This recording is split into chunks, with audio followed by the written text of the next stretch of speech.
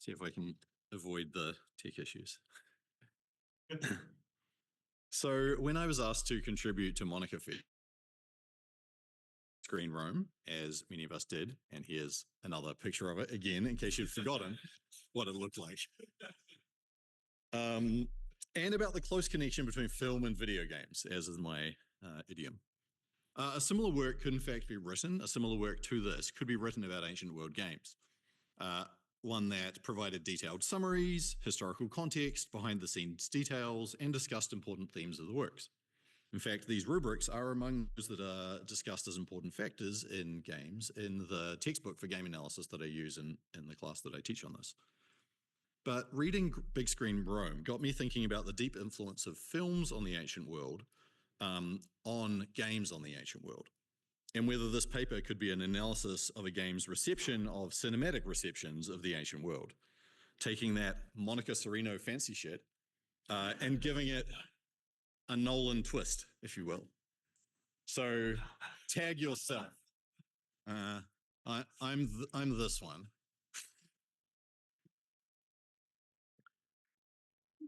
We didn't plan this. We just all thought about memes in the same way. So I started thinking about notable games or game moments that referenced films about the ancient world with an eye to thinking about what they did and why. And as you might expect from the pervasive importance of film to pop culture, there were many such references. And as you might also expect, many of them were superficial. So just a couple of short examples, which I'll mostly skip past.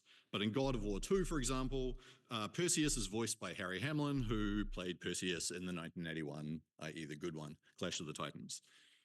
Perseus is an enemy to be fought, and you can see how his character model is modeled on this image of Hamlin in that movie. But there's no deeper significance to it. It doesn't pertain to the themes of the film particularly. You could say something similar about the way that skeletons in Clash of the Titans have become a classical monster because of that movie. Here's Achilles on the right in Troy, and on the left down at the bottom here in a recent game, Achilles Legend Untold. You can see how the costume he's wearing is very... he also has a similar kind of jump move, which is similar to the one that Brad Pitt does all the time in that movie. In Assassin's Creed Origins, a series of optional side quests centered on the Hippodrome at Alexandria culminate in a series of chariot races, and the visual appearance of many aspects of the Hippodrome and the races there alludes to Ben-Hur. And the achievement for winning the first Hippodrome is named Ben-Hur. Again, nothing else about this is about the themes of Ben-Hur or engages with it in any way. It just takes it as a thing that you know about the ancient world and references it. So these kinds of film references in games can be visual, audio, or textual, but most of them are surface level pop culture references that don't connect to the themes, as I've said. However, this afternoon I'd like to discuss two extended engagements that reveal how game designers do sometimes use these intertextual connections to reinforce the themes of their game.